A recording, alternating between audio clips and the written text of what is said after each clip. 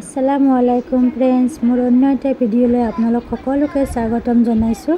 আৰু মই আজি বনাবলৈ লৈছোঁ চিকেন, কলডিল আৰু এয়া শাক লৈছোঁ, টেঙা শাক। আপোনালোকে এই শাকটো কি বুলি কয় জনাবচোন। টেঙা শাক বুলি কওঁ আমি। আৰু এইফালে লৈছোঁ মই জলকীয়া কাটি লৈছোঁ 4টা, আদা নহৰু পিঁয়াজ আৰু নৰসিংহৰ পাত। আদা নহৰু এইটো কাৰণে লৈছোঁ, মই কলডিল বনাম চিকেনৰ লগত। আৰু চাই থাকক ভিডিঅ'টি। আৰু এইফালে মই কেৰাহীটো বহাই দিছোঁ, কেইটামান মই জিৰা দি দিছোঁ, অকণমান পিঁয়াজ দিছোঁ ইয়াতে। মই টেঙা শাকখিনি অকণমান মজাই ল'ম। আৰু মাছৰ তৰকাৰীখিনি মোৰ হৈ গৈছে, হৈ যোৱাৰ সময়তে তেনেকুৱাতে টেঙা শাকটো লৈ আহিলে আৰু সেইকাৰণে মই এনেকৈ দিবলগীয়া হ'ল। আপোনালোকে আৰম্ভণিৰ পৰাই দিব পাৰিব টেঙা শাকটো। এতিয়া মই টেঙা শাকখিনি দি দিছোঁ ইয়াতে, অকণমান মজাই ল'ম। দেখিছেনে, মই 3 মুঠি শাক লৈছিলোঁ আৰু অকণমানি হৈ গ'ল। আৰু পিঁয়াজটো মই অকণমান কেঁচাই ৰাখিছোঁ, আপোনালোকে ৰঙচুৱাও হ'ব দিব পাৰিব। আৰু এইফালে মই মাছৰ তৰকাৰীখন হৈ গৈছিলে, মই ইয়াত এতিয়া দি দিম টেঙা শাকখিনি। এতিয়া মই মাছৰ তৰকাৰীখিনি ইয়াতে দি দিম। দেখিছেনে কি সুন্দৰ হৈছে মাছৰ তৰকাৰীখন। আৰু এনেকৈ গৰমৰ দিন আহিলে এখন মাছৰ জোল, টেঙা মাছৰ জোল খাবলৈ খুবেই ভাল লাগে।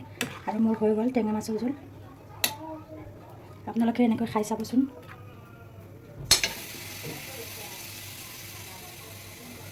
আৰু এইফালে মই কলডিল বনাবলৈ ৰেডি কৰিছোঁ।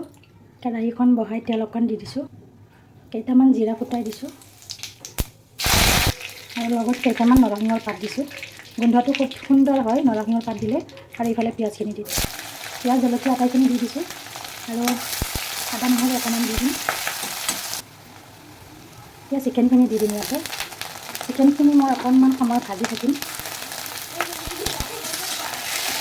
ভাজি ভাজি ৰঙচুৱা কৰিম। তাৰপিছত আদা নহৰু দিম, মই মছলাখিনি দিম।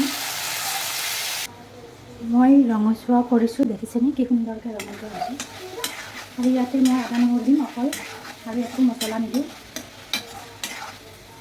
এতিয়া মই আদা নহৰুখিনি দি দিছোঁ।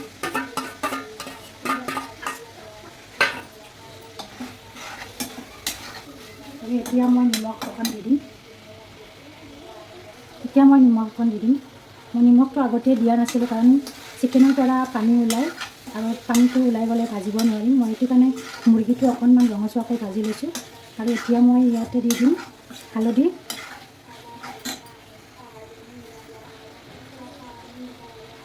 দিছোঁ মই হালধি গুড়ি,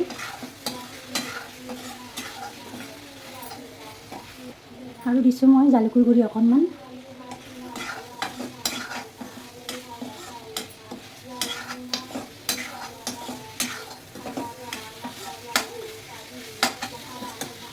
এতিয়া অকণমান পানী দি মজাই ল'ম, অকণমান মই পানী দি দিম ইয়াতে। এতিয়া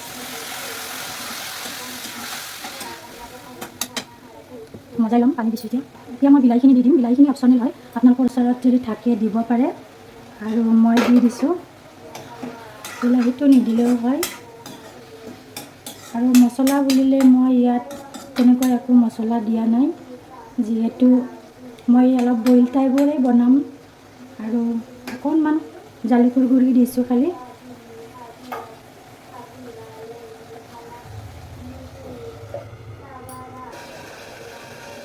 এতিয়া মই ইয়াতে দি দিম কলডিলখিনি। দেখিছে বিলাহীখিনি নিদিলোঁ হয়, মজিবলৈ দিলে টেষ্টটো আহে।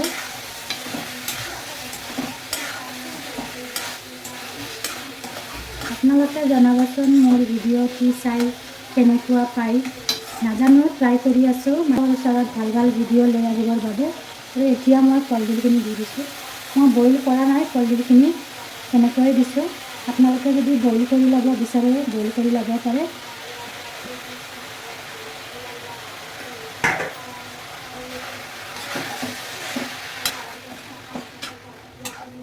এতিয়া মই এনেকৈ 15-20 মিনিট সময় ঢাকনখন লগাই চিমত দি থৈ দিম, তেতিয়াহে সিজিব।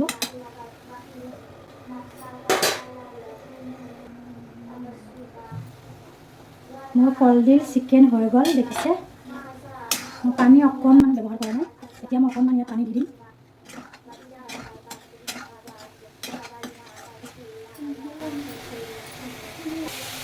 আপোনালোকে পানীও দিব পাৰে, নহ'লে এনেকৈ ৰাখিব পাৰে।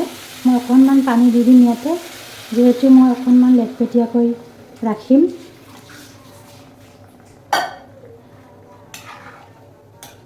এতিয়া এতিয়া আৰু উতলিলে হৈ যাব।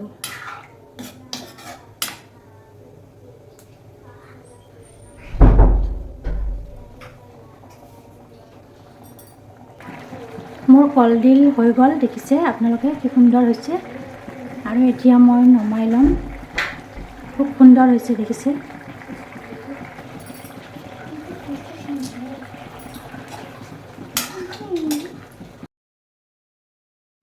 মাছৰ টেঙাৰ জোল আৰু এইফালে কলডিল চিকেন ৰেডি হৈ গ'ল।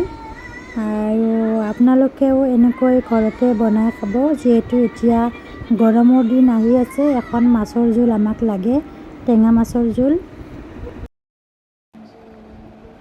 মাছৰ টেঙাৰ জোল আৰু এইফালে কলডিল। মোৰ আজি ৰেচিপিটো চাই কেনেকুৱা পায় আপোনালোকে জনাব। আপোনালোকেও এনেকৈ ঘৰত বনাই খাবচোন আৰু মোক কমেণ্ট বক্সত জনাব কেনেকুৱা পায়। খুব টেষ্টি হয় ৰেচিপিটো।